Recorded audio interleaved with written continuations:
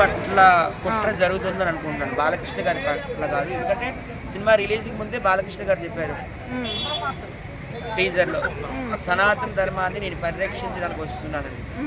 So అందుకోసం కుట్ర చేశారని నేను అనుకుంటున్నాను. నిన్న చూస్తే ఏమన్నారు, టెక్నికల్ ఇష్యూస్ వచ్చాయన్నారు. ఈరోజు చూస్తే ఏమన్నారు, ఒక 40 కోట్లు ఫైనాన్షియర్లకి నిర్మాతలు బకాయి పడ్డారు అన్నారు. 40 కోట్లు బాలకృష్ణ గారికి, మన బోయపాటి సీన్ గారికి, తమన్ గారికి వీళ్ళ సినిమాకి అదైతే ఆఫ్టర్ ఆల్ మన అందరికీ తెలిసిందే. సో అమెరికాలో ప్రీమియర్ షో పడింది, ఆస్ట్రేలియాలో పడింది, బ్రిటన్లో పడింది, ఇండియాలో పడలేదంటే ఏంటి? ఇక్కడ వ్యక్తులే కుట్రలు చేస్తారు. ఈ మధ్య హిందూ దేవుళ్ళ మీద మాట్లాడుతున్నారు, మీకు తెలుసు, హిందూ సినిమాలు ఆపుతున్నారు. ఇదైతే మాత్రం చాలా దరిద్రమైన సాంప్రదాయం అయితే నేను అనుకుంటున్నాను. ఎనీవే ఈ సినిమాని సంక్రాంతికి రిలీజ్ చేస్తామంటున్నారు. సంక్రాంతికి చాలా సినిమాలు ఉన్నాయి. చిరంజీవి గారి సినిమా ఉంది, ప్రభాస్ గారి సినిమా ఉంది, రవితేజ గారి ఉంది. దాంతోపాటు ఈ సినిమా కూడా రిలీజ్ చేస్తామంటున్నారు. ఎప్పుడు వచ్చినా బాలయ్య సంక్రాంతి విజేత. ఇంతకుముందు సంక్రాంతికి వచ్చే సినిమాలు మీరు చూడొచ్చు. ఒక సమరసింహారెడ్డి కావచ్చు, నరసింహనాయుడు కావచ్చు, ఒక లక్ష్మీ నరసింహ కావచ్చు, ఈ మధ్య వచ్చిన వీరసింహారెడ్డి వచ్చు, అన్నీ కూడా సూపర్ డూపర్ హిట్లు అయ్యి సంక్రాంతి విజేతగా బాలకృష్ణ గారు నిలబడ్డారు. కాబట్టి ఇప్పుడు కూడా ఖచ్చితంగా సినిమా హిట్ అవుతుందని నేను అనుకుంటున్నాను. బాలకృష్ణ గారు ఇప్పుడు అన్ని ప్రాంతాలని సమభావంతో చూస్తారు. మొన్న ఒక ఇంటర్వ్యూలో చెప్పారు, మద్రాసు నా జన్మభూమి, తెలంగాణ నా కర్మభూమి, ఆంధ్ర నా ఆత్మభూమి అన్నారు. ఆయన అందరినీ అంతగా గౌరవిస్తుంటే ఆయన సినిమాల మీద ఇలా కుట్రలు చేయడము చాలా అన్యాయం అండి. కుట్రలు చేసే వాళ్ళు కూడా చెప్తున్నాను, ఇది బాలకృష్ణ మీద వేరే వాళ్ళ మీద ఒక వ్యక్తి మీద కుట్ర చేసినట్టు కాదు. ఒక సినిమా మీద 10,000 మంది కళాకారులు బతుకుతారు.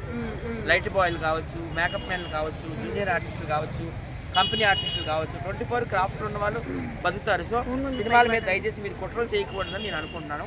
ఇలాంటి చాలా ఎంజాయ్ చేద్దాం అనుకున్నాను. సనాతన ధర్మాన్ని పరిరక్షించే సినిమాలు అఘోరగా కనిపిస్తారు బాలకృష్ణ గారు, ఎంత బాగుంటుందని చాలా టికెట్లు కూడా తీసుకోవడం జరిగింది.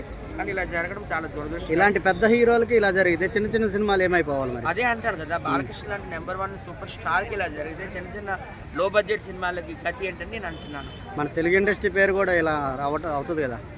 బాలీవుడ్ ముందు మనం చిన్నపోయామని నేను అనుకుంటున్నాను. ఎందుకంటే ఇప్పుడు ఒకప్పుడు బాలీవుడ్ వాళ్ళు మన టాలీవుడ్ వాళ్ళని చాలా చిన్న చూపిస్తున్నారు. చిరంజీవి గారు చెప్పారు ఒకసారి ఏదో నేషనల్ అవార్డు అందుకోవడానికి వెళ్ళాను, వెళ్ళేటప్పుడు నర్గీస్ అవార్డు అందుకోవడానికి వెళ్ళేటప్పుడు నాకు కనీసం చెయ్యి కూడా వేయలేదు, ఎవరు పలకరించలేదు, మీడియా వాళ్ళు కూడా రాలేదు అన్నాడు. ఇప్పుడు అలాంటిది బాలీవుడ్డే మన సైడ్ క్యూ కట్టేస్తుంది. అమితాబ్ బచ్చన్ గారు కావచ్చు, సల్మాన్ ఖాన్ కావచ్చు, అక్షయ్ కుమార్ కావచ్చు, సైఫ్ అలీ ఖాన్ కావచ్చు, దీపికా పదుకునే కావచ్చు, ప్రియాంక చోప్రా కావచ్చు, అందరూ మన వైపు క్యూ కడుతుంది. ఈ సందర్భంలో ఇలా మన మీద మనమే రాజకీయాలు చేసుకోవడం ఎంతవరకు కరెక్ట్ అని నేను అడుగుతున్నాను. బాలయ్య చిన్న మన స్టేజ్ మీద చాలా దిక్కలు చూస్తుంటాం, ఫోన్ ఇచ్చేయటం ఇలాంటి కోపం వచ్చినప్పుడు.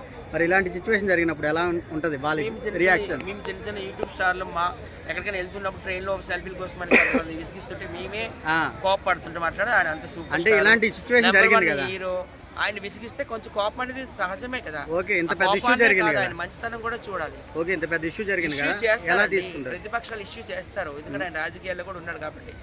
ఆయన ఏజ్ ఇప్పుడు 60+, కోపంలో ఫోన్ ఇస్తున్నాడు కదా, ఏం తప్పు ఉంది? అంటే ఇష్యూ జరిగింది కదా, కోపం ఎంతవరకు వచ్చి ఉంటుంది ఎవరి మీద? ఆయనకైతే ఈ విషయం తెలియదు, ఇన్ని కుట్రలు జరుగుతున్నాయని ఆయన తెలియదు. ఆయన పైన ఆయన చేసుకున్నాడు. ఆయన కేవలం సినీ నటుడే కాదు కదా, బసవ తారక హాస్పిటల్కి ఆయన చైర్మన్, అలాగే హిందూపురంకి ఎమ్మెల్యే, ప్రజలకు సేవ చేసుకోవాలి.